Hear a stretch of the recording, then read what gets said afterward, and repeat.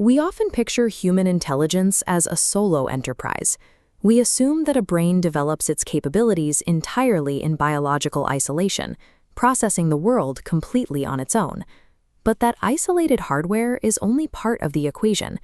The human mind actually operates as a single node plugged into a vast, interconnected cultural network.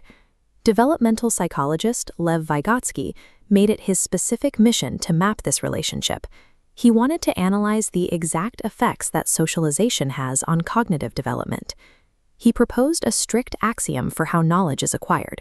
Every cognitive function appears twice, operating on two sequential levels. The first is the interpsychological level.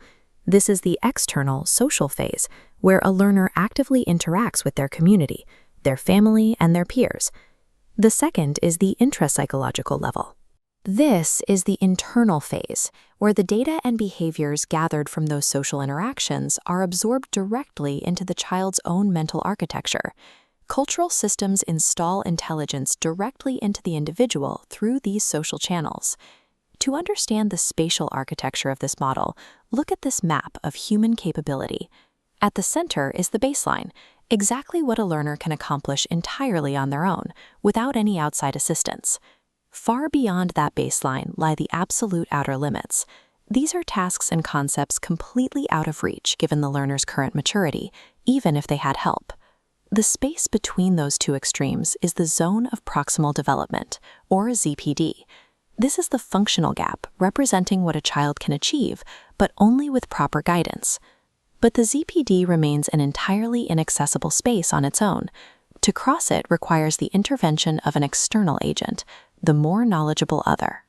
This agent doesn't have to be a teacher or an adult.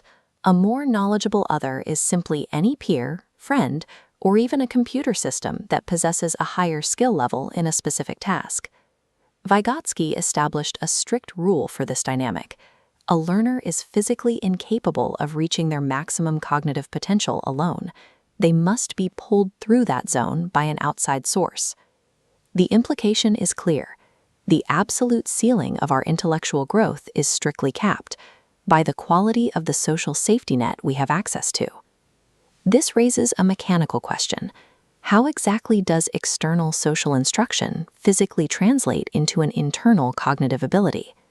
The mechanism relies on what Vygotsky called psychological tools of the mind. Among these, language is the primary conduit, acting as the universal delivery system for transferring complex thought. We can observe this transfer process in action through private speech. A learner takes external social instructions and loops them internally to guide their actions. Developmentally, this behavior visibly peaks between the ages of 3 and 7, manifesting as the audible self-talk you hear young children use to narrate their way through tough situations. As the child matures, audible speech internalizes, becoming silent self-regulation and executive function. The empirical data supports this mechanism. Children who engage heavily in private speech consistently demonstrate higher rates of task achievement and creative imagination. Human thinking is largely the act of talking to ourselves, using the exact vocabulary and problem-solving methods our society installed in us. When we move from abstract psychology to practical pedagogy, we see educators explicitly manipulating this dynamic every day. We can visualize this through instructional scaffolding. Teachers set up problem tasks by breaking complex ideas down into small, achievable steps, strictly constrained within a student's zone of proximal development. The critical phase of scaffolding is the intentional act of fading. The more knowledgeable other gradually withdraws their support as the student achieves independence, leaving the newly formed cognitive structure to stand on its own. Another applied strategy is reciprocal teaching, a highly structured classroom application of the MKO dynamic designed specifically to improve reading comprehension.